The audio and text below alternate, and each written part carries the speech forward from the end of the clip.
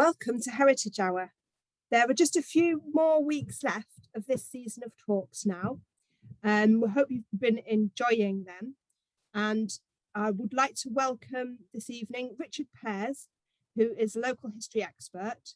His talk this evening is about country houses of the Northeast.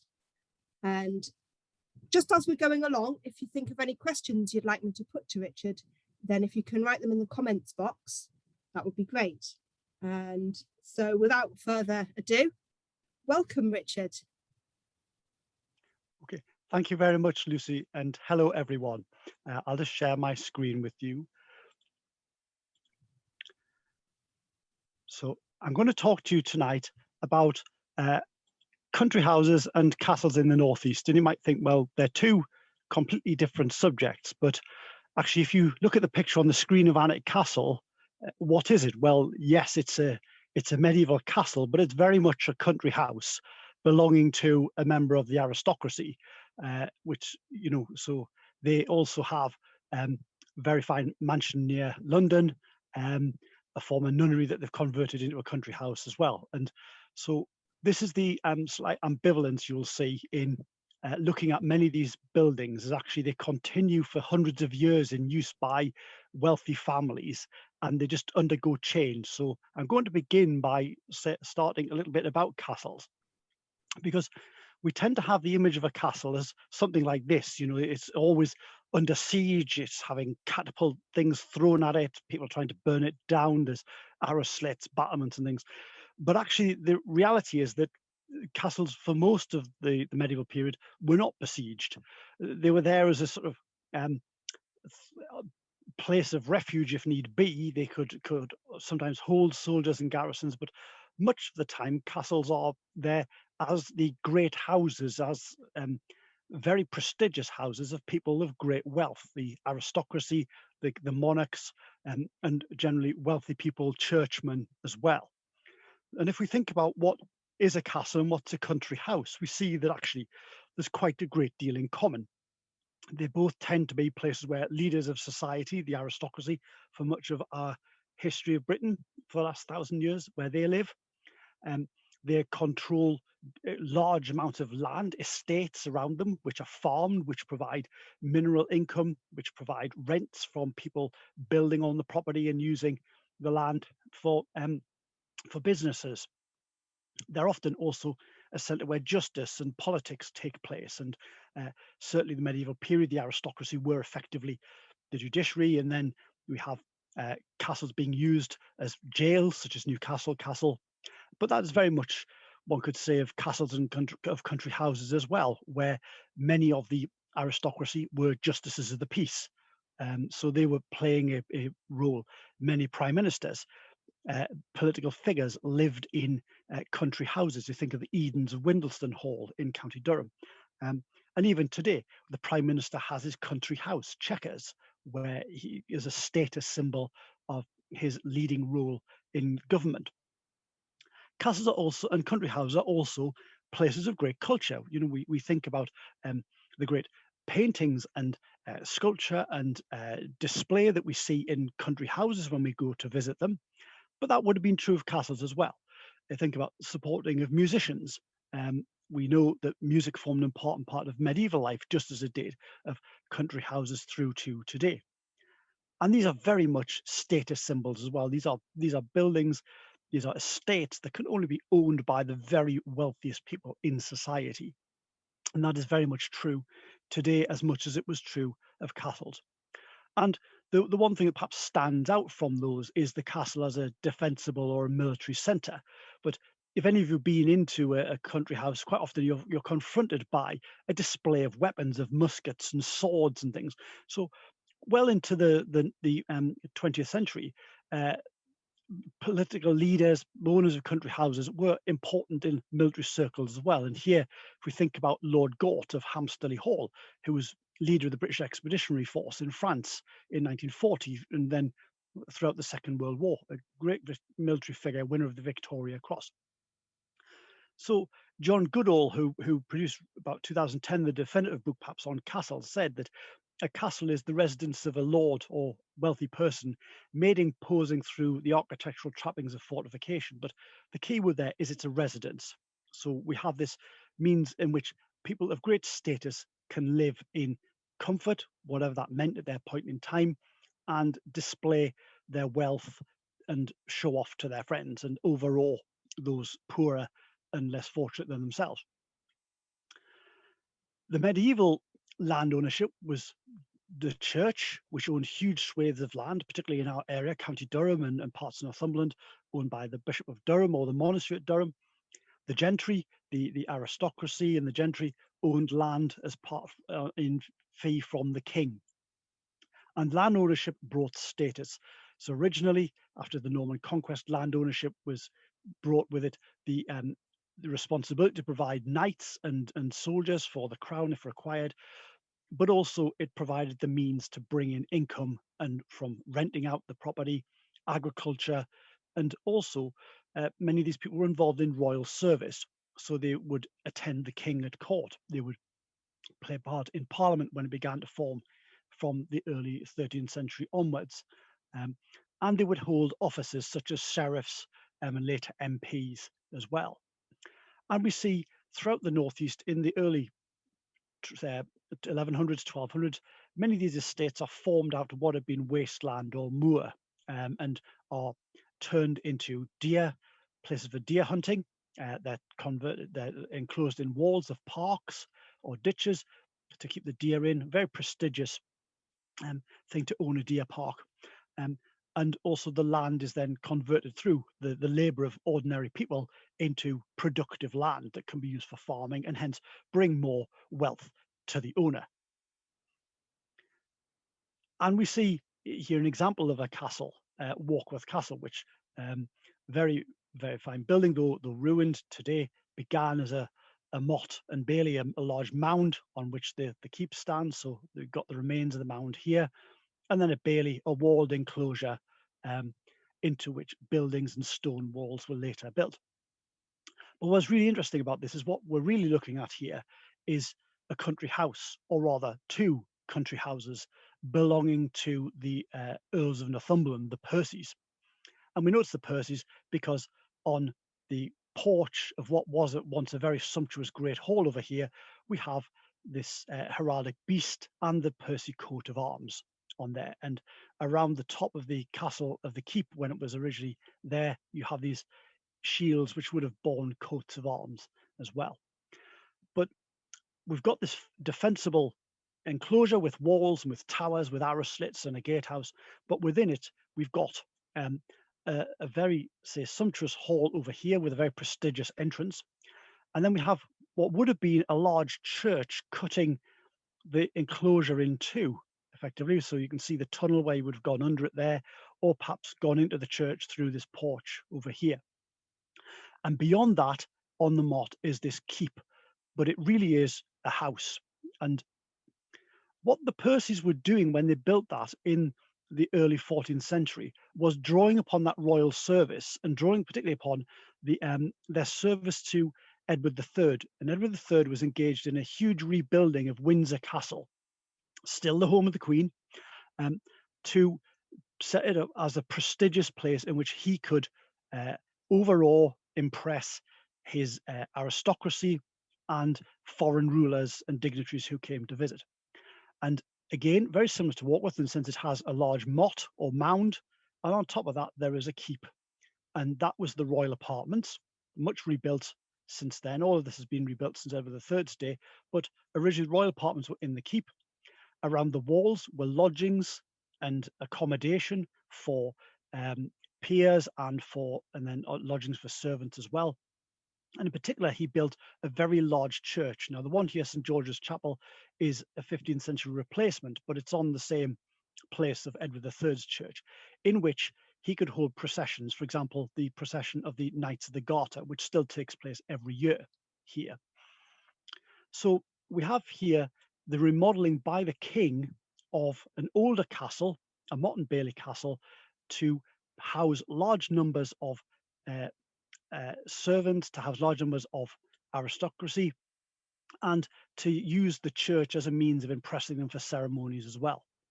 So if we go back to Walkworth, again, we see that this is what we have. We have a large church, which would have cut the enclosure in two, as I said, and around the walls we have lodgings there, and we have a very grand hall here with that entrance porch I showed you there, entrance into the church from here, and then apartments linked to the hall here as well. So that's one house where people could be entertained in this great hall and then lodged in the accommodation. But there's a second house, and this is taking that idea that Edward III had done with building the royal apartments on top of the motte. The Percys demolished whatever was there before and built this enormous house, this tower on here. And it has thick walls, but they're honeycombed with passageways and staircases. The ground floor is used for storage, for keeping wine and beer, and for storing documents. On the first floor, you have the entrance up to this little waiting room here, and then you have a hall here, a butting pantry where the food and wine can be prepared, a large kitchen on this floor, and then you have a chapel as well, and you've got a withdrawing room or parlour and a chamber off that. And then on the upper floor, very prestigious accommodation, great chamber, and other chambers arranged around here as well. And this is essentially a house around a courtyard, but the courtyard has been reduced to a very small light well in the middle. Very ingenious, because it also acts as a cistern to gather rainwater, which is going to be used in the kitchen. But very ingenious building indeed, and really a place for very exclusive entertainment. So lots of people could be entertained and accommodated down in the Great Hall and the accommodation in the Bailey, in the outer ring, in this enclosure here. But if you were invited beyond the church into the Great Tower, or the donjon as it's called, you were really a very prestigious friend of the Percys indeed, to be brought into this inner sanctum here. So again, you've got this idea of great prestige, and this is where the Percys would live. This would be where their chambers would be. So very much like the King Edward III living on a large keep on the motte, the Percys are emulating that here.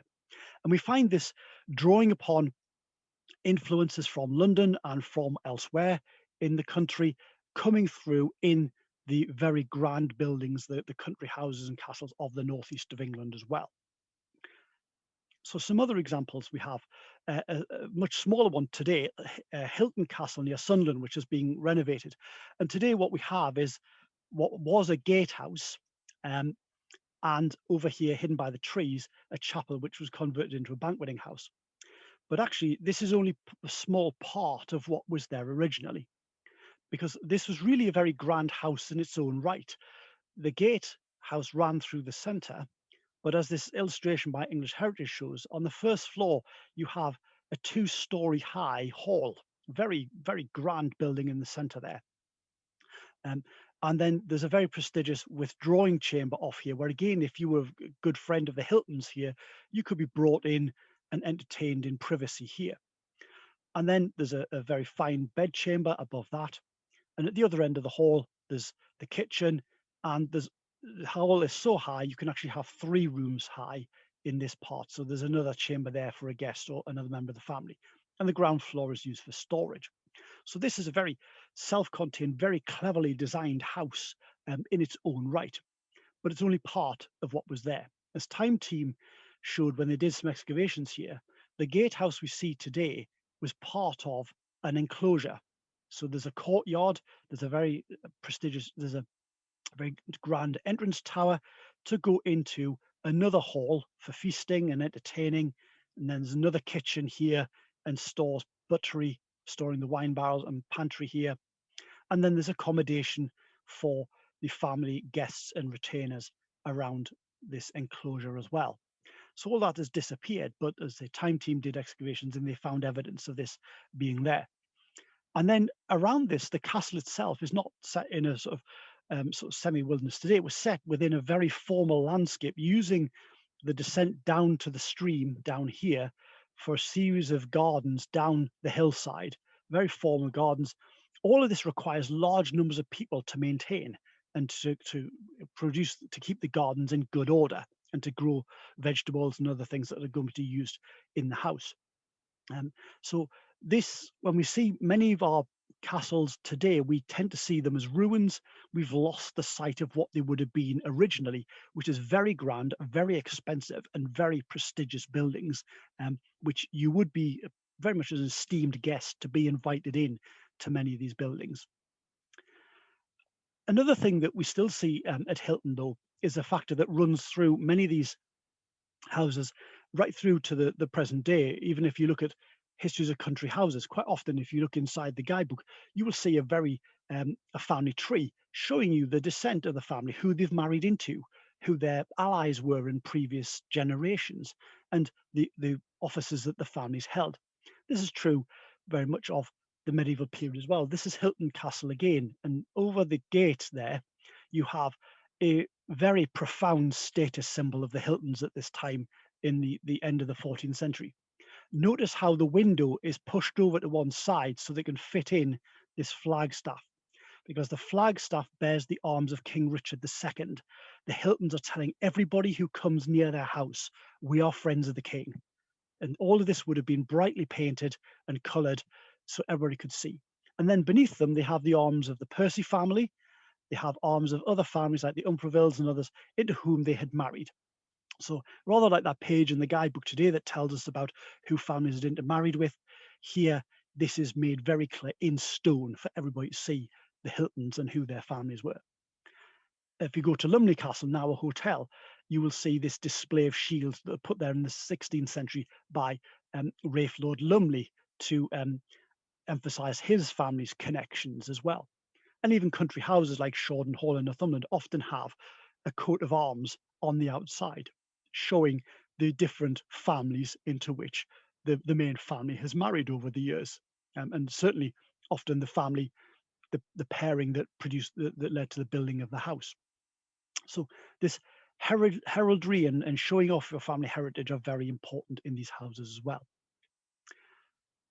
Another form of castle that we see many of in this region, and two very fine examples on the screen here, are Lumley Castle near Chesley Street and Bolton Castle in Yorkshire. And to think of a way of describing these, it's almost like they're hotels. They are very prestigious accommodation for the families, but they also contain a large great hall where people can be entertained, and they have suites of rooms, so different aristocratic or gentry families can come and stay here and be entertained by the family, either the Lumleys or the Scroopes in the case of Bolton Castle, and see the magnificent building and have their own accommodation within this very prestigious building. So I said that Walkworth was like the keep there was like a courtyard castle, but the courtyard is reduced. So imagine, there's the size of sort of the courtyard at Bolton there. And these were very popular. As I say, that there's others examples almost like this at Ford and Etal originally in Northumberland would have had four corner towers with ranges, and Ravensworth Castle probably began in the same way, now demolished near Gateshead. We're also very familiar with what we call peel towers, but actually that's not a term that we should use. A peel is a wooden structure like a palisade. These are very fine stone houses that, again, only extremely wealthy people who owned land will be able to afford. And we tend to have this myth that these are isolated towers that stand on their own. That is very, very rarely the case. And some examples on the screen here.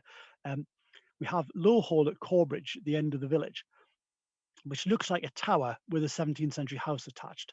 But actually, this is a 13th century hall to which the tower has been added, or rather the upper part of the tower has been added, because the masonry runs all the way through there, and there's a vertical line where the tower was raised. And then you've had it re-windowed in the 17th century and given a new roof, and then there's a big Victorian extension. Little Hall Tower, again, we have a medieval tower here, and it often looks like, well, there's a sort of later hall with Georgian windows, and there's a Victorian bit on the side here as well. But again, very, very complex history. There's actually a spiral staircase that serves the tower in this part of the hall. And this hall is much older. It's probably 15th or 16th century, into which Georgian sash windows were put later. And even this tower, which looks Victorian, this part of the wall here is over 4 feet thick. So you probably had two towers either end of a hall. One might have had the kitchen, contained the kitchens and services, the other the family accommodation. And then down at Chipchase, again, we have a very, very grand tower with very prominent skyline and a later 17th century house added on the front. But this wing between them, again, is much, much older and seems to have been attached to the tower from the very beginning. And the same is true at Halton, where there's a 17th century house, but actually the tower is attached to a much earlier building that runs at a right angle to it as well.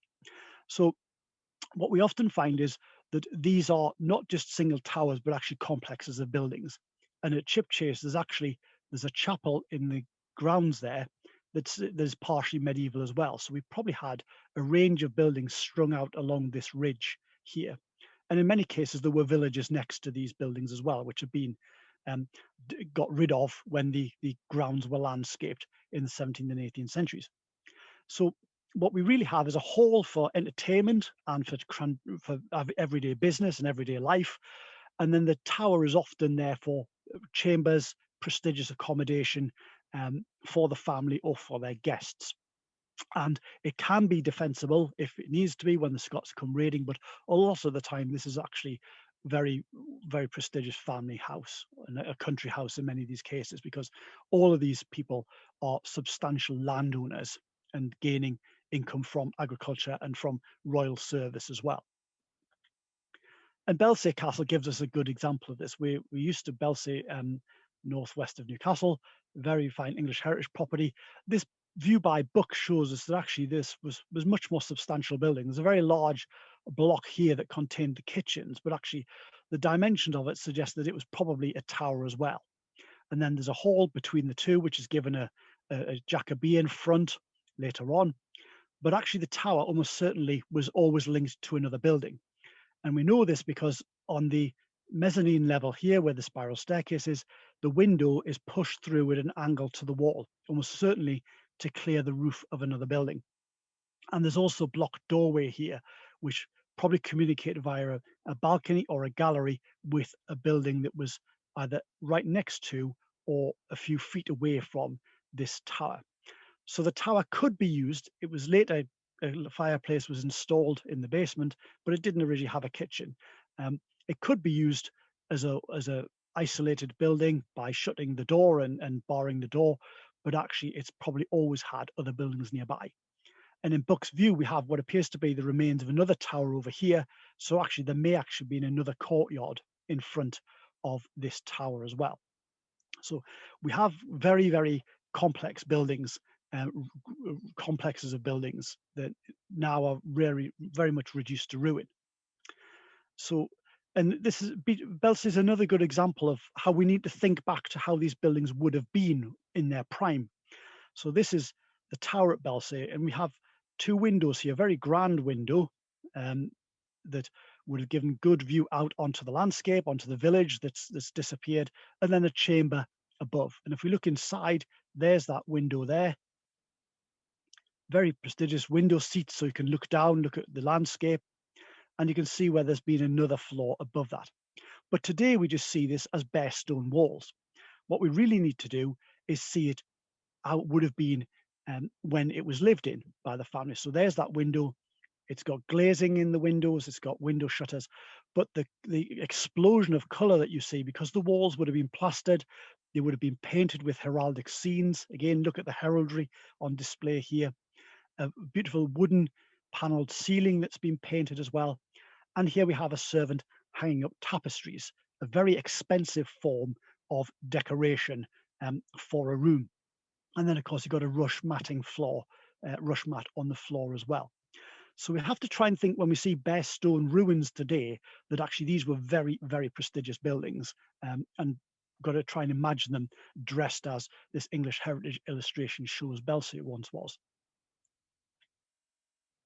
Now, that medieval world was to some extent challenged, if not swept away in many cases by events in the 16th century, particularly under King Henry VIII, but really beginning a process that began with his father Henry VII, who sought to remove the power of anybody other than the royals. So removing a lot of the powers held by the aristocracy, trying to bring the church under more royal control. And of course, Henry VIII got rid of the Pope, became head of the Church of England, took over the monasteries, demolished them, sold off their lands, and also restricted the powers of people like the Bishop of Durham, who'd had his own courts and army and various other things at this point, up to this point in time.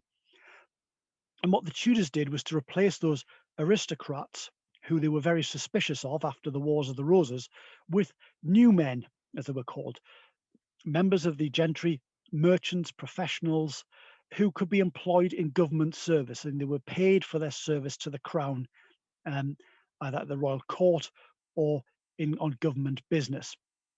We find, for example, the Wardens of the March opposing, controlling the defence of northern England, cease to be the Percys and start being fairly low-born men who are raised up to be royal servants. So they depend upon their service to the crown rather than any kind of local loyalties, which the Tudors despised and were very suspicious of.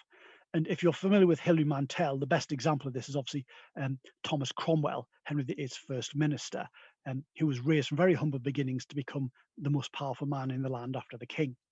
So this is what the Tudors were doing.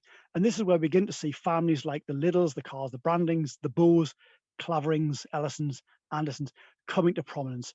Many of these are Newcastle merchants, or they're minor landowners who get taken into royal office or government office and start earning income from there, and that brings them opportunities for trade. So the Bowes family start off as fairly owning a small estate at Streatham near Barnard Castle, but because they resisted a rebellion against Henry VIII, they begin to be trusted in royal service and become given more and more power and wealth through that way. And many of these people are able to buy up the lands that the church had held and the monasteries held and begin exploiting a major source of wealth, which is coal, and then related industries such as salt and glass and lead mining as well. The union of the crowns, in theory, I have to say question mark, ends a lot of the raiding, the border reivers going on between England and Scotland. James I of England or Sixth of Scotland has many of them hanged or deported to America. And so the defensible need for buildings ceases. At the same time, we begin to see in the northeast of England the impact of what's called the Renaissance, ideas of looking back to the Roman period, to ancient Greece, to the classical world, for ideas about architecture and art and culture. And we see this coming through in many of the buildings, that these new families, these new men and their new wealth are beginning to create. One of the first aspects of this is to see houses are not defensible. They're not building castles as a sign of their status anymore. They're building fairly substantial houses or expanding others. So we have some examples here where Gainford Hall near Darlington, Denton Hall west of Newcastle, Crook Hall near Durham, and Washington Old Hall. And one thing to notice here is that we're beginning to get quite regular appearances. They're trying to almost look symmetrical. This is this Italian Renaissance idea of symmetry and harmony being very pleasing to the eye. So we get some ideas like this coming through. Again, notice the amount of the windows that are being provided in some of these buildings as well to bring light within. We have a very fine example of this at Chipchase, where I showed you earlier the medieval tower and said there was this early house added. This is it, this rather stunning E-plan house. Again, very grand with classical details, Roman style columns. Notice also the coat of arms is still there, showing off the family heritage. And it's battlemented to look like the tower, but it's very playfully done. And with the tower, with the chimneys raised up as almost sort of further towers to expand the roofline, almost sort of mimicking that of the earlier tower that they've still got. And then we see even more examples throughout the 17th century, with particularly the work of an architect called Robert Trollope, who built the first Guildhall in Newcastle on the quayside, and he's supposed to be buried near Gateshead St Mary's Church. So we see beginnings of applying classical details like columns and pilasters, but very regular facades, very symmetrical appearances here, and these classical sort of Roman details like the columns around the door coming in. Similarly, Capheaton down here, and even older castles like Killally, which has a large tower in this part, which is then given a remodeling to make it almost like symmetrical. Can you notice though that the tower over here is two windows wide, whilst the matching wing over here is only one window wide. But you've got a central door case. The windows are arranged to try and give it the appearance of symmetry, even if you can't build anew here. Now, all of this is still being funded to a large extent by agriculture, but this is a period of great innovation in agriculture across the region. So we see new crops such as turnips being introduced that will allow different use of the land, allow the land to regenerate, crop rotation ideas coming in. We have these stupendous beasts such as the Durham ox that you will have perhaps have seen illustrations of. One can't imagine how this poor animal ever moved with this enormous sort of body that it's got. But being bred for beef, being bred for show, again showing how man is taming nature. Of course, many new farms erected. There's this example at Beamish, Pockley farmhouse there, which is added on to a much earlier strong house of the 15th century, almost a sort of basel there. Again, all this work is still being done though by the people who are tied to the land, who are still the tenants of the major landowners, and whose life is one of really pretty abject poverty, living in hovels, most of them. But the big change really, as I said, is coal. And this is evident in some of the art from the period. This is a painting of a building that's disappeared called Harriton Hall, which was on the Lambton estate, where Lambton Castle, the Lambton estate, Lambton Castle. And very grand building of symmetry, probably mid-17th century, possibly by Robert Trollope again. Very fine decorated roof line there with a balustrade and globes along it, and an enclosed courtyard. It's all out of perspective, of course. You've got there Penshaw Hill, which of course doesn't have the monument on it at the time. But what you've got on the River Wear are coal barges or keels. So these little black things here, these are coal keels full of coal. So the owners of Harriton Hall are showing off that their wealth is coming from coal mining around here, and it's been carried along the River Wear, and that's what gives them their wealth and prestige. So coal really transforms a lot of these estates and new source of income for those who own the land in which the coal is buried. And we see other forms of extractive industries as well. So lead mining, perhaps the best example of what wealth from lead mining could do for a family is the Blackett House at Wallington near Morpeth, which is transformed from a shooting lodge of the 17th century into a very sumptuous country house of the Blacketts, and one which they eventually moved to and then is inherited by another famous family, the Trevelyan's, after the Blacketts die out. But this is full of superb plaster work with plasterers brought from Italy to produce this decoration. They also worked at Lumley Castle and many others around. Beautiful mahogany furniture, plate, china and porcelain from Europe and from the Far East on display, silverware. All of this is showing off the wealth of the family that's being brought essentially from lead mining to buy and develop the land. And then once they've bought the land, they can then turn that into productive use, which brings further wealth from agriculture, and from rents as well. Beautiful furniture as well being made on the continent or made in London and shipped up to this house in Northumberland. Of course, what we're only really beginning to look at seriously now is something that has always been known, that many of these houses are funded to some extent by slavery. The extent is not as great compared to places like Liverpool or Glasgow or Bristol, but certainly many of these families who owned country houses would have shares in ships that were used in part of the triangular trade, carrying slaves. They are involved in metalworking that would perhaps produce slave chains used by enslaved people. There's an example here from the museum in Liverpool, but very much we know, for example, that the Crowley Ironworks at Winleighton Mill and Swalwell was producing chains to enslave people and producing picks and hoes for enslaved people to use in the Caribbean. So despite the owner, Ambrose Crowley, being a Quaker who wouldn't make guns for the Royal Navy, he was quite prepared to make things to enslave people and force them to work. So very, very odd morality at play in many of the people in this period. But slavery really is there, or the products of slavery are there throughout much of the art and the decoration of the period. On the left-hand side, you can see a very notorious picture which hangs some of the time in the Lang Art Gallery. I say notorious because in the early 1980s, the gallery produced a postcard of this image, but they cropped the left-hand side to leave out this young boy over here, the slave boy belonging to Robert Fenwick and his wife. It showed the painting is showing off this marriage that took place, and that brought him the estate that included Norham Castle on the River Tweed. But we have also quite clearly he owned slaves. He owned enslaved people, and there were enslaved people here in the northeast of England in these country houses as well.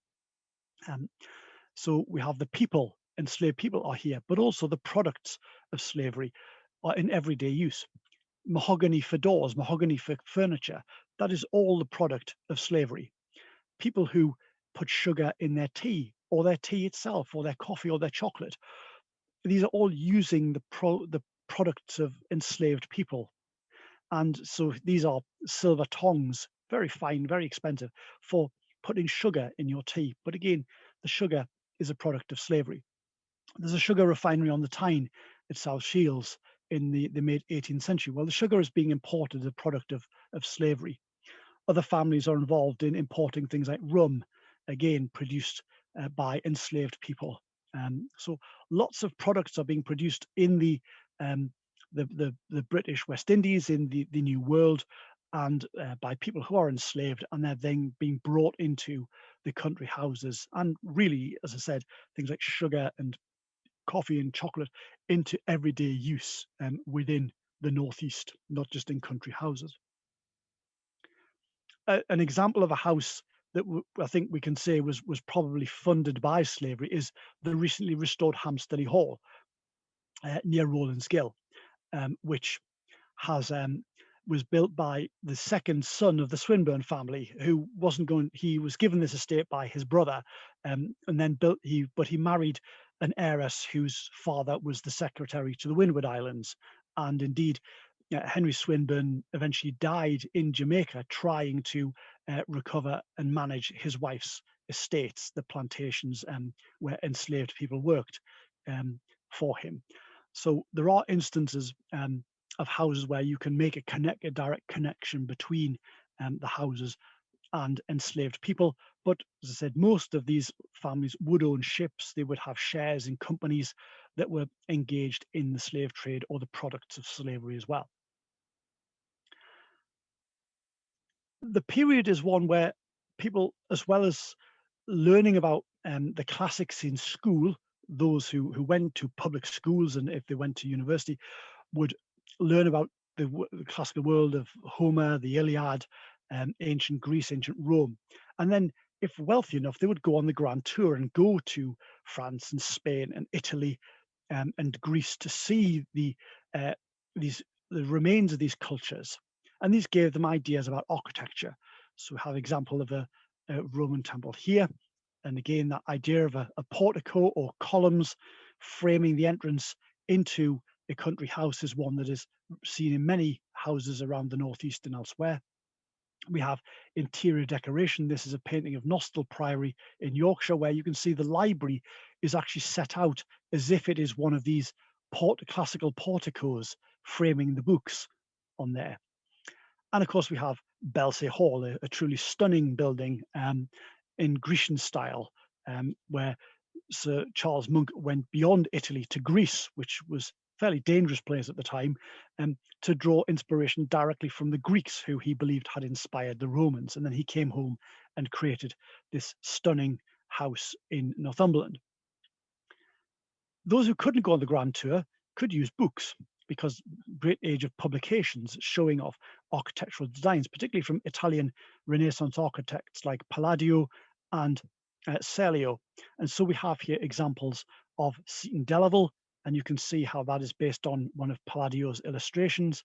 Hawick Hall, where you can go and see the gardens today, again derived very much from one of these designs. And Backworth Hall, again a smaller house, but again very clearly derived from one of Palladio's designs. So the beauty of these books was they were scale drawings. You could give these drawings to a master mason or a master carpenter and say, okay, can you build me a house like this? And they would then draw you upon their knowledge and experience to do that.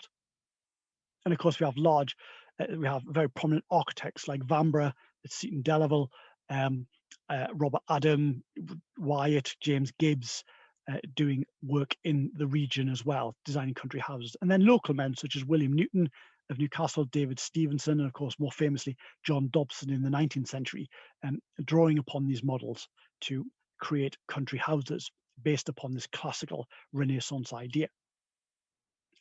And here's some examples. So we have the very earliest ones of the 17th century, where really you've got the symmetry is there, but the decoration is just being sort of tacked on.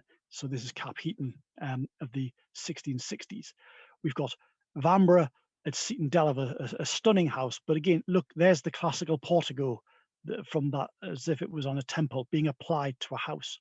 He's also really playing here, I think, with the idea of big major aristocrats living in castles, because you've got those corner towers here as well. So I think he's really attempting a kind of fusion of this classical and an early castellated style. And then you have James Payne, who worked at Axwell Hall and Gosforth Park and Belford as the example here. And then I've mentioned Charles Monk's Belsey Hall already. So different forms of classical architecture as archaeological excavations and people travel further and new books are published to inspire these buildings. Many people, however, did continue to live in castles or towers, and those who didn't, some of them didn't want a classical house, they wanted a building that looked like a castle. So we have Castle Eden, designed by William Newton, Barmore Castle, designed by John Patterson, Auckland Castle, which is a genuine medieval castle and palace of the bishops of Durham, but has this block added on in 1771 by John Carr of York, looking like a castle, but it's really a country house tacked on to the end of the earlier palace. And then you've got John Dobson building sort of a variation on this castellated style at Lilburn Tower. So he could design classical buildings, but he could also design castellated or Gothic ones as well. As well as the houses, we have to think about the landscape around these houses, because this is a period of great transformation in the approach to buildings as well. I mentioned that several of the castles and towers would originally have had villages nearby. And so, but from the 17th and 18th centuries, we have what is called emparking, where the land around a house is enclosed to make it more exclusive. Villages are demolished and the people who live, the ordinary people, are moved to new accommodation outside the walls of the park. This can be quite grand, as we see at places like Harwood in Yorkshire, or even Belsey, the range of shops outside the gates of Belsey.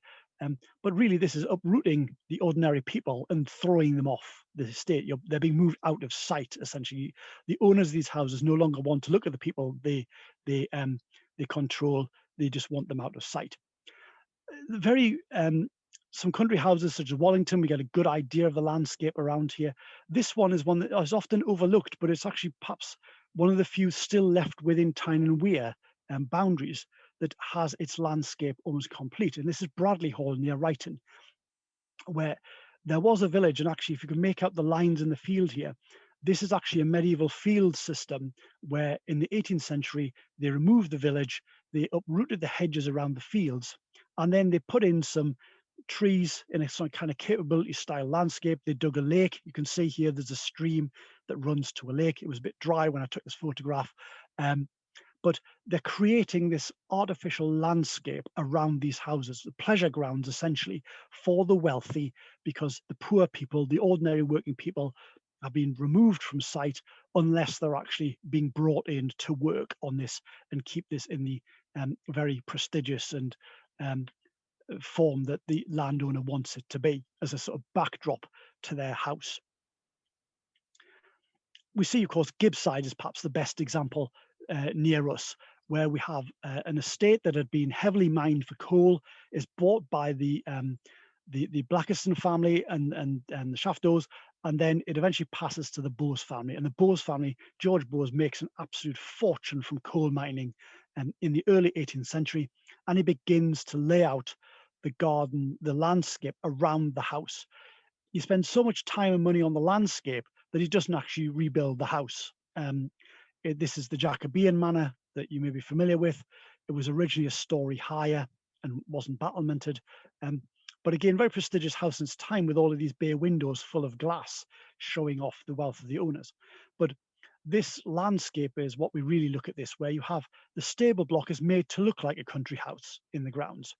You have a banqueting house at the top of the hill from which you can look down over an octagonal pond, which will reflect the landscape and the banqueting house, and then look across the grounds around all of the forestry, all these walks cut through the iconic sort of column of British liberty there, or a very political statement there, visible throughout the Derwent Valley. And then at the end, in his will, he leaves money to rebuild the chapel as well. Very grand building, designed by James Payne, who I said had worked at Belford and Axwell Park and Gosforth Park. So this is another design by Payne of 1760, though refinished after much later.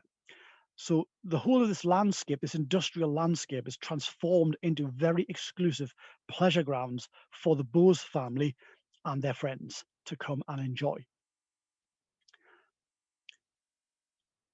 We see, I've mentioned about the idea of going further on the travels abroad on the grand tour to Greece, and we see with Belsey the change from sort of looking at the Roman world as an inspiration to looking at ancient Greece. And so you have this very austere building, Belsey Hall, which is not only beautiful stone outside, but beautiful stone inside. So this was never meant to be plastered or painted. You were meant to see the quality of the stonework here, because the top quality masons are being paid to achieve this smooth, almost shining finish, and beautiful brass work as well. But it's intended to be like a Greek temple laid down in Northumberland. Others who take on this view, John Dobson, I've mentioned already, so he can design castellated buildings or Gothic buildings, but here's Longhurst Hall, one of his finest classical buildings. He also designed Mitford Hall up near Morpeth, and he had a rival, Ignatius Bonomi in Durham, who designed Burn Hall, Windsor Hall as well. Again, these are classical buildings, but drawing upon Greece for inspiration there. And this continues into the beginning of the Victorian period, where we have people like Lord Londonderry, staggeringly wealthy from both his military service and from the coal wealth around Seaham. You know, he built Seaham Harbour, well, laid out Seaham Harbour. Other people built it, obviously, but there again we have huge mansion, that enormous portico of Grecian columns bearing this pediment at top. So it's not 4 columns wide, this is 6 columns wide, just to go one better. Now, almost as this was finished, it caught fire, but Londonderry didn't care. He just ordered the craftsmen back to work to rebuild it, and so essentially paid twice. And when they'd finished, what he was left with was a truly sumptuous building. There's a dome in the center, this huge entertaining space in the center of the house, lit by glass in the dome above, beautiful chandeliers. And then one of the principal dining rooms is laid out in emulation of the room of the Hall of Mirrors in the Palace of Versailles. Londonderry had fought in the Napoleonic Wars and defeated Napoleon, so he thought what was good enough for the Emperor of France was good enough for him in County Durham. And so he has this Hall of Mirrors essentially built, and with a beautiful painted ceiling as well, here for him to live in County Durham. Of course, those who are living in castles don't want to give up their castle, because a castle is a sign that your family has lived in this region, that has owned its land for centuries. And so we have castles like Raby Castle in Durham being rebuilt. The outer wall is lowered So it becomes really a retaining wall around a terrace, so you can walk around and look at the castle and look at the landscape. Walworth Castle near Darlington is substantially refitted inside, but again, it's still got these medieval towers in this Tudor window from earlier periods, but it's given Georgian sash windows, you can see here, to bring in more light and some very fine decoration inside.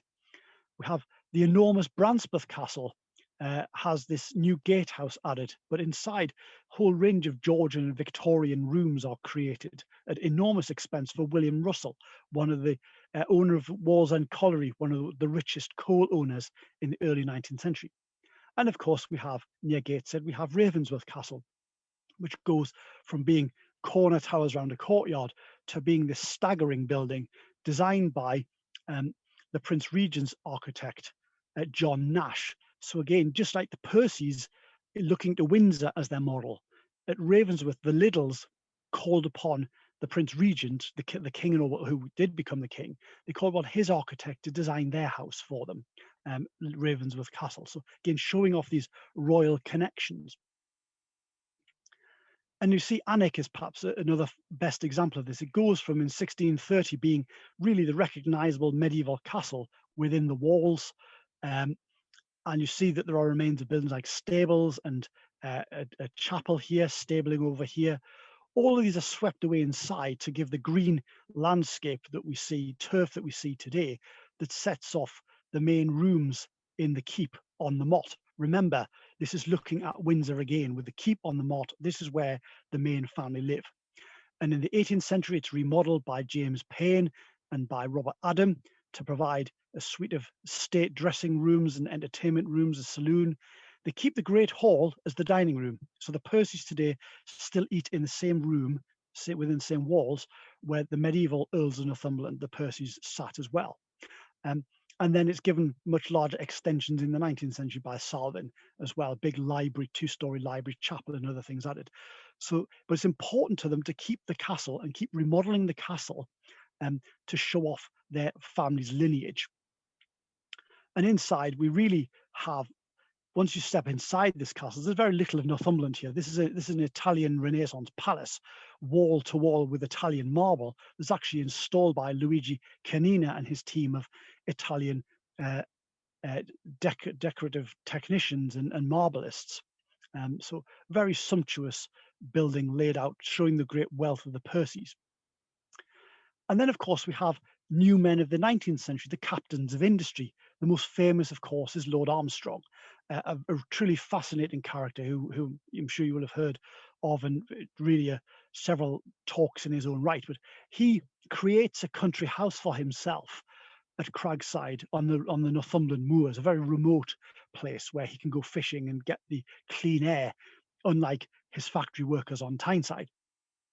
And he lays it out very homely features like this Inglenook fireplace, and of course the beautiful technology of the kitchen and the hydroelectric power that he introduces, electric lights here as well.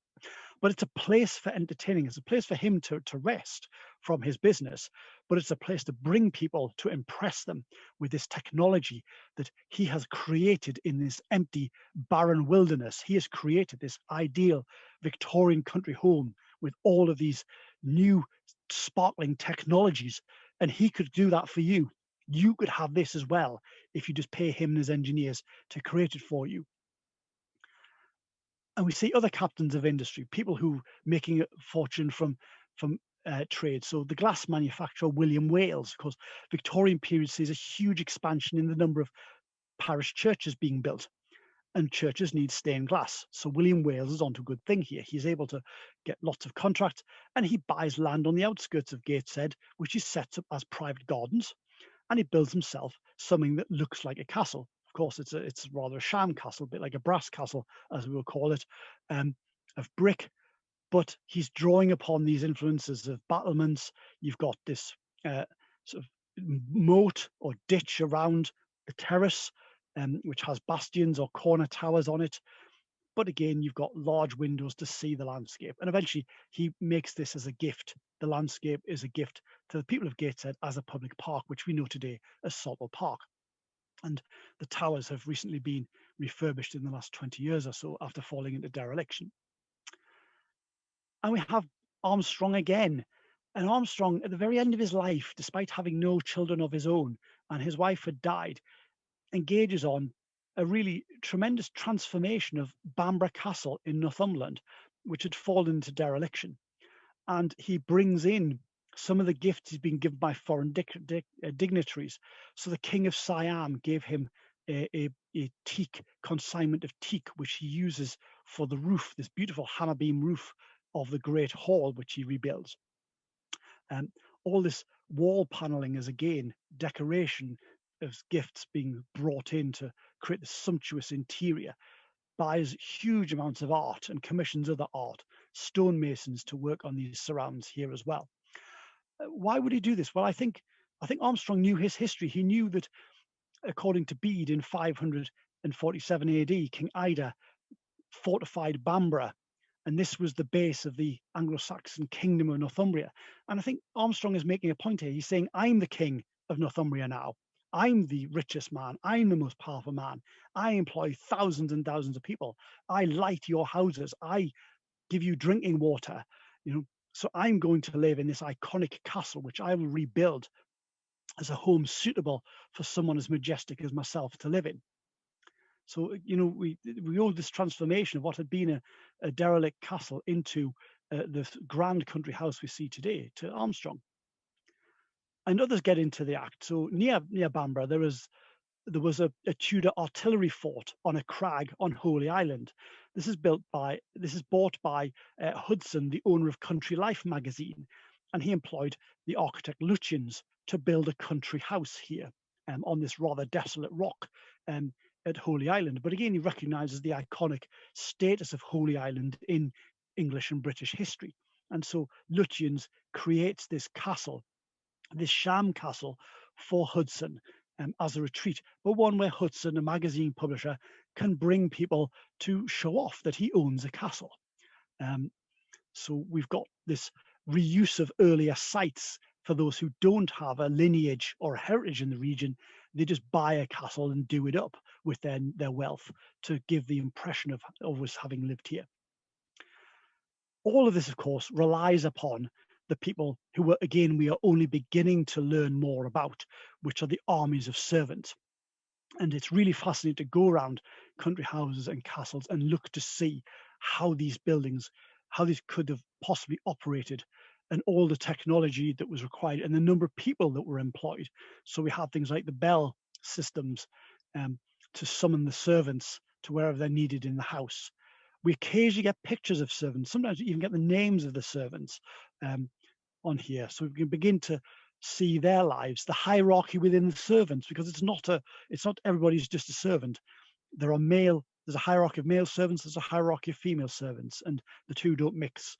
This is all very controlled part of society as well. And these people are essential to making these country houses work, just as they were essential to making the castles and the great feasts that took place there work. Needed large numbers of servants to work the land, to maintain the gardens, to do the laundry, as you can see here, to cook the food, to look after the animals as well. Even in the smallest country houses, we can see where the servants would have been. This is a house called Newton Hall near Newton by the sea in Northumberland, which is now a wedding venue. But it was originally a country house for a doctor. It's actually the Duke and Duchess of Northumberland's doctor in Alnwick, Dr. Forster, no relation to the man of the poem, who had this country house built for himself because his patron, the Duchess of Northumberland, would come on carriage drives along the Northumberland coast. So he built this as a place where he could entertain her. But within this, and again, notice you've got this big bay window overlooking towards the sea and the landscape. But you've got the servants are in the basement. Notice how the basement is almost sunk into the ground, and the windows there are hidden by shrubbery, so the servants can't be seen going about their work.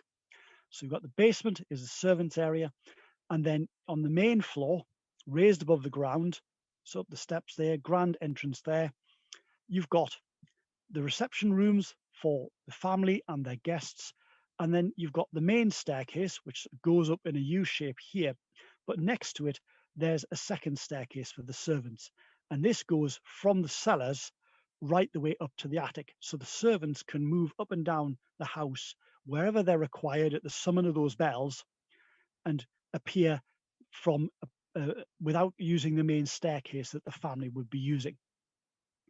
So again, you see this service zone within these houses. And in the 19th century, the numbers of servants required to maintain these houses are huge. And so we see large wings being added to earlier castles. So this is Callerley that I showed you earlier, where there's very substantial wings added as service accommodation there. You'll notice that there's a men's servants wing and there's a female and nursery servants wing here. There's also things like museums and a huge ballroom introduced for entertaining as well. So the number of servants to be accommodated here, these are 3 or 4 story structures here to accommodate them. Chillingham Castle, vast thick walled castle, has a service block added slightly below the castle. You have to sort of look over a wall from the gardens to see where this is. So they're out of sight, but a very extensive addition being made to the castle here for the servants to actually run the house. Of course, this world collapses with the First World War and the changes in government policy before and after the First World War. The servants, service is no longer a occupation that people aspire to. Having survived the First World War, many men don't want to go back to that lifestyle. So many country houses are lost. Lloyd George, many of his, and the government introduced things like inheritance tax, which imposes crippling costs upon families when the owner dies, upon the heirs. You have other schemes like national insurance and others that bring in increased costs for families who have large numbers of servants. So there's no longer a prestige or a really economic case for having large numbers of servants. And we see the destruction of many country houses. Now, there are books about the lost country houses in Northumberland and Durham and other counties. So Ravensworth Castle, that vast mansion built by John Nash for the Liddles, is now a ruin. The family moved to their other country house at Edlingham Hall near Rothbury, out into the countryside, remote, exclusive, still very sumptuous place. Ravensworth, next to the Team Valley, becoming industrialized, was suffering from mining subsidence. So they sell it off and the house is demolished.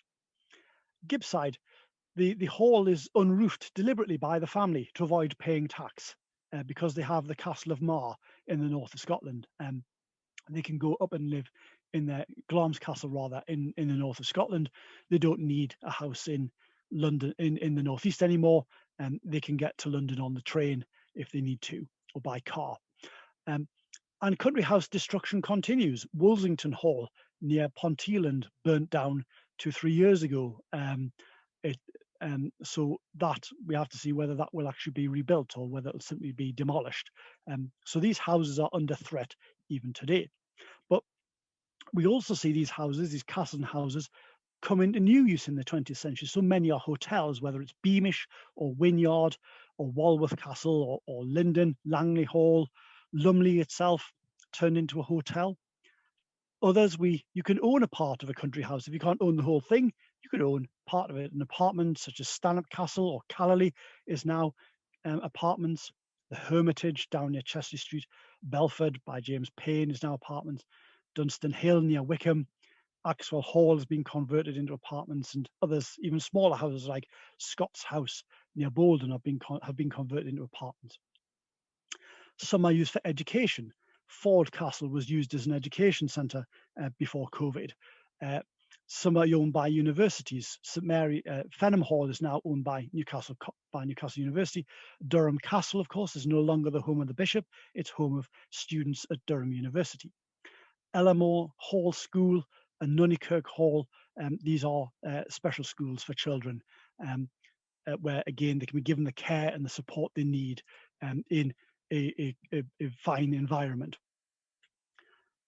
And some country houses are restored. These are some photographs of Hamsterley Hall, which fell into ruin and was restored within the last 10 years by the Spry family, retaining a lot of the original features, and really, to their credit, bringing in local craftspeople to recreate some of the woodwork, the ironwork, the glazing and the masonry that was there from the 1770s. So they've done a tremendous, spent millions of pounds restoring this house as a country house for them to live in. Other families who've lived in the northeast for centuries have recently rebuilt country houses. So the Riddells, who had a house in Gateshead that was destroyed in 1745, went to live at a place called Great Swinburne Castle in Northumberland near Kirkwelpington. That was demolished in the 1950s, this 18th century house, leaving a conservatory and the service wing. They lived in the service wing, converted that into a house. But in 2000, they rebuilt a new country house on the site of the earlier one. So the family have been here since 1695, and they chose to rebuild their house on the site of the earlier family house, emphasizing their lineage on the site. Others go back even further. We have here 4 examples of families who have lived on the same estate since at least the 13th or 14th centuries. The Crosters of Crosster Tower, the Swinburnes of Capheaton, the Salvins of Croxdale near Durham City, and the Chartons of Heslyside up near Kielder Reservoir near Bellingham. They've just adapted their houses. As you can see, some of them, certainly Crosster was a medieval tower to which a house was added. Heslyside had a tower that was demolished to make way for an 18th century house. Capheaton was a castle that was demolished and recast as this 17th century house. And almost certainly the Salvins house at Croxdale was originally fortified as well and be given new facades and new decoration. And we have the houses, country house today is still used as the great industrialist owners of the great large amounts of land, business people, very much like the castles of yesteryear, the country houses of the 18th century. So we have here Viscount Ridley, who lives at Blagden Hall. Very fine gardens, which you can go and explore during the open gardens events, with his Skye Canal reflecting the house. He's involved in many things, many business aspects of business, but also involved in open cast mining. And when he's finished, he creates things like Northumberlandia, which is reusing the land and bringing in people to reuse the land that is used for industry in the past. Also a very prominent commentator politically as well. He has columns in national newspapers, as well as being a scientist and a science fiction writer. We have others who are perhaps less well known. So at Lowbottle Hall near Rothbury, this was owned by Jean Muir, the very famous fashion designer, and her husband Harry Loikert, until about 2015. After Jean Muir died, Harry continued living there. Very fine house, beautiful inside. Got an example here that Mr. Loikert allowed me to take a photograph of a Chinese style design by Jean Muir, but set around an 18th century fireplace with 18th century decoration as well. So bringing in new ideas of new art into these houses, new culture for entertaining people here. That was bought by a man called Jeremy John Hosking, who's a private equity dealer, 309th on the Sunday Times Rich List. I need to update that in 2016. Again, thinking politically, one of the largest donors to the Vote Leave campaign in 2016. So these people are getting involved in politics from these country houses in the north of England. We have others who make money from things like logistics, trade, transport, and other things. So the Alan and Eileen Ferguson of Acton House near Felton in Northumberland, a very fine house. They've spent a lot of money restoring this, which had fallen into dereliction as well. And there you've got the sheep on the field outside, but there's the ha-ha, and you've got the grounds around the hall for the family and their entertainment. And there's foreign investment as well. So Sheikh Mohammed bin Rashid Al Maktoum of Dubai, one of the world's richest men, owns an estate at New Biggin Hall in Northumberland near Blanchland. Now, of course, the money you would pay on a small apartment in Knightsbridge will buy you an awful lot of land in Durham and Northumberland. And the Durham and Northumberland is particularly attractive for many wealthy people because It's away from London. It's away from the publicity. It's a place that you can come relax, clean air, very fine landscape. If you want to breed race horses, as Sheikh Mohammed does, you've got land to do that. And you're out of the public eye. You can control all of the land around, seal it off, have an exclusive place for entertaining those yourself and entertaining your family and friends in style. So the country house is still being bought, actively sought and expanded today. And another aspect that is really just beginning to figure is just how prestigious some of the land in Northumberland and Durham is for other very elite sports, such as grouse shooting, very expensive sport. To some extent, has replaced fox hunting. But to go shooting is very expensive, to hire the guns and the people to do the beating and things. And we see lots of grouse moors owned by very prestigious people like the Sheikh of Dubai there, the Duke of Northumberland, the Duke of Devonshire, Duke of Westminster, all own land in Northumberland and Durham, thousands of acres of land.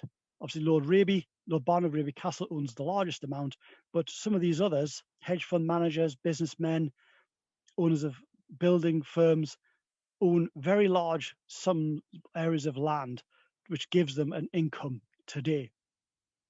So the story of the country house in the Northeast is not really a history. It's a story that continues to this day.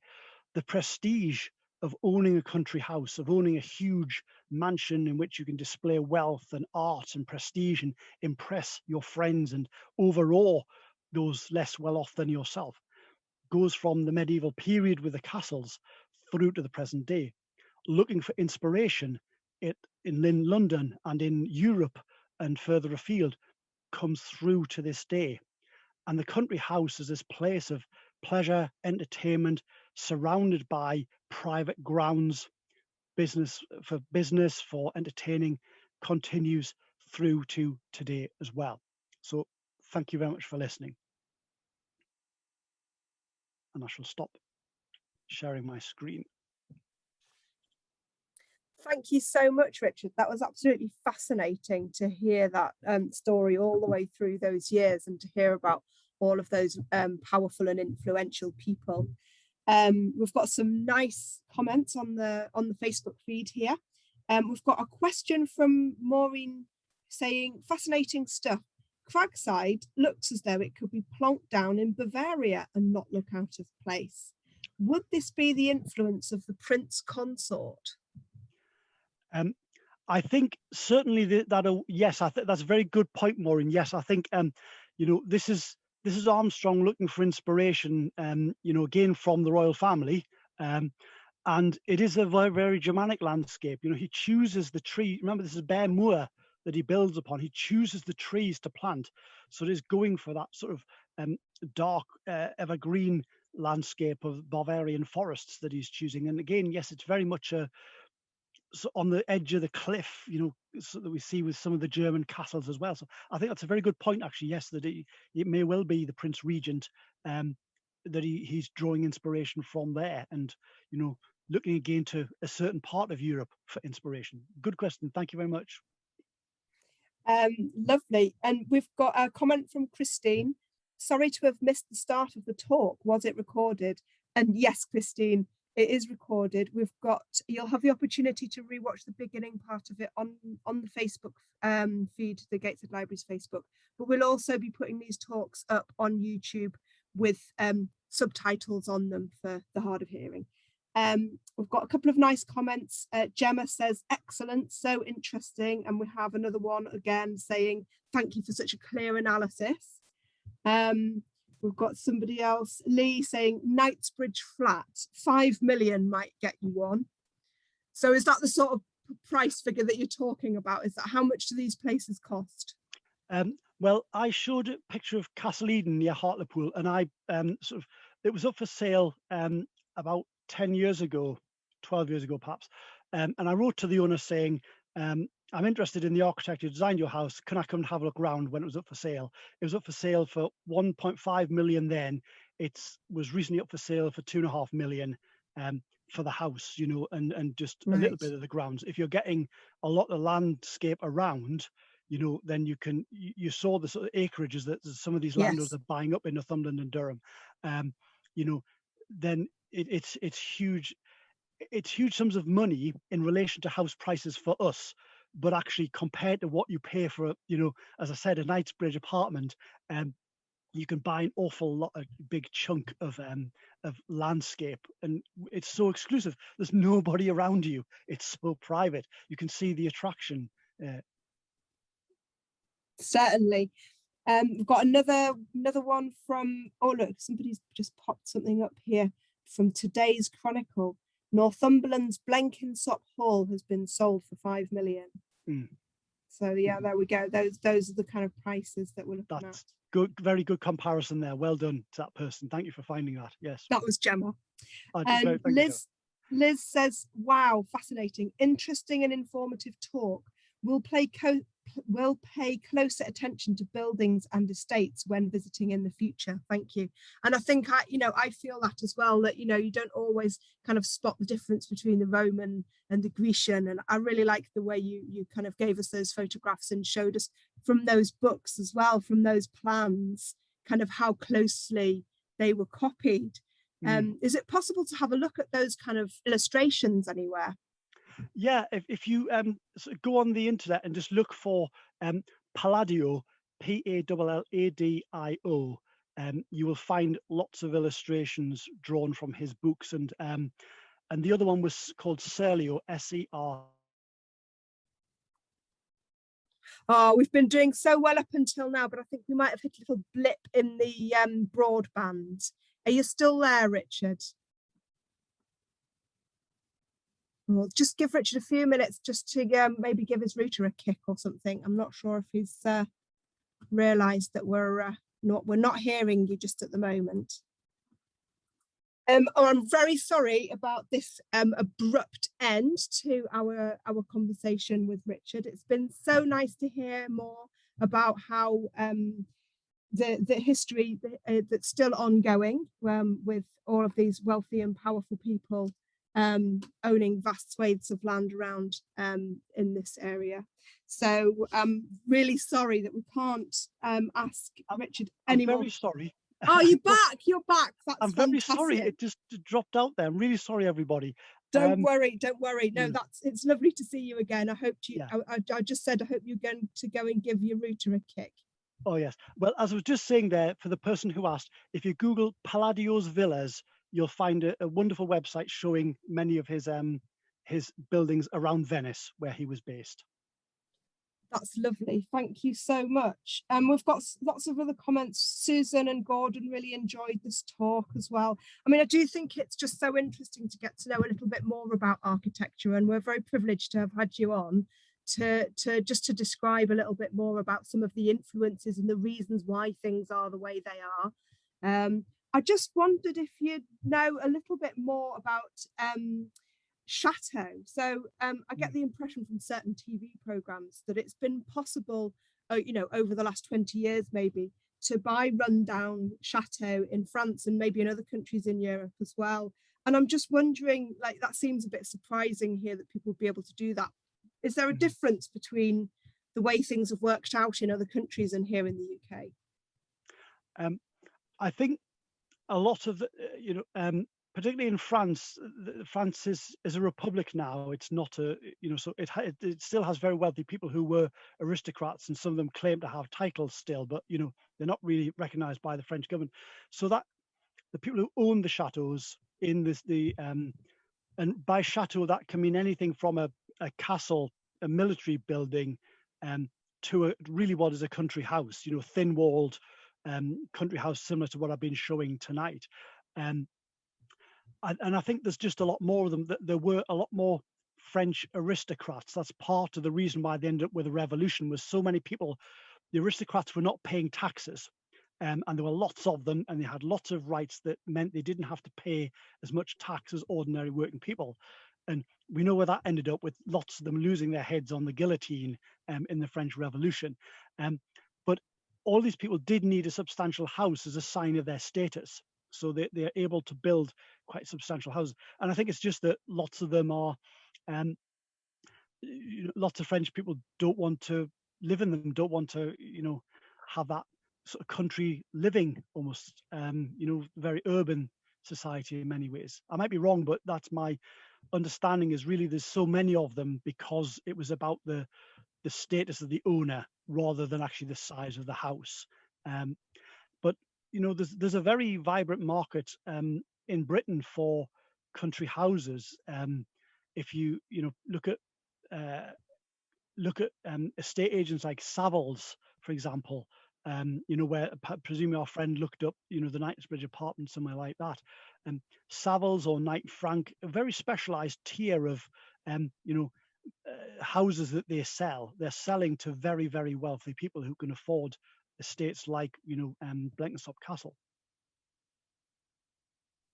That's really interesting. Thank you so much for telling us a little bit more there about like just the context of all of these houses. And yes, I can see that, if there were a lot of them, I guess they're a bit more, maybe they're a bit more special here than there are a lot of chateaus in France, I guess. So yeah, thank you very much. I think we'll just have a little check for any further comments. Yes, we've got a comment from Zoe. Thank you, very interesting talk. And anybody else? Sylvie, thank you for this fascinating talk. Do you know anything about the Liddells and slavery? The short answer is no, and I would like to know a lot more about the Liddells because they're a huge part of life in Gateshead, Tyneside, the Northeast, and in lots of different industries. But not very few of their archives are in public ownership, and it's unknown whether they even have any at where they now live, up near Rothbury. If they've really lost all those archives, it's a tremendous loss to anybody studying the history of the Northeast. I think by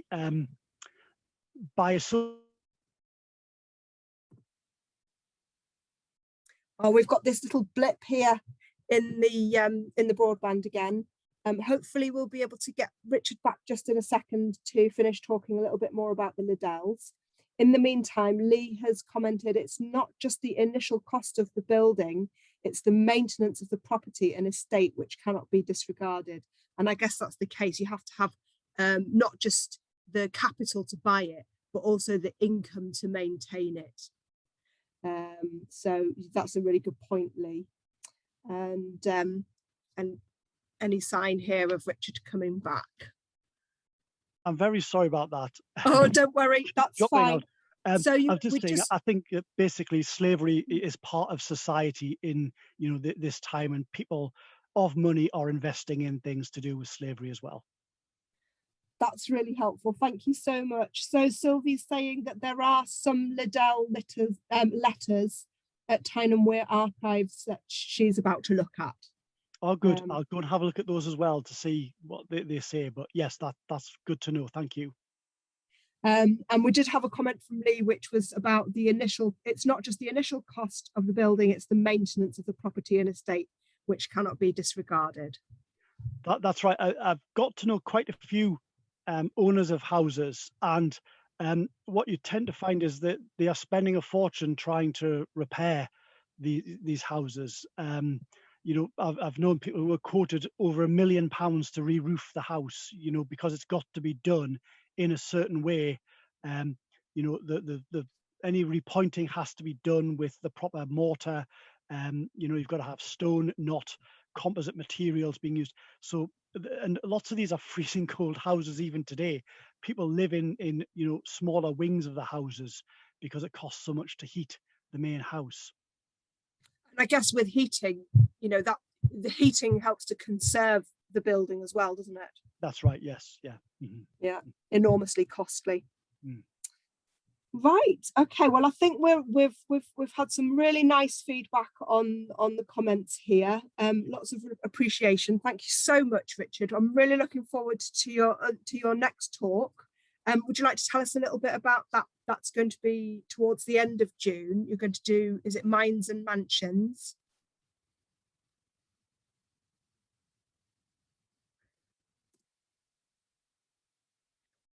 Well, I guess we'll find out more about that towards the end of June.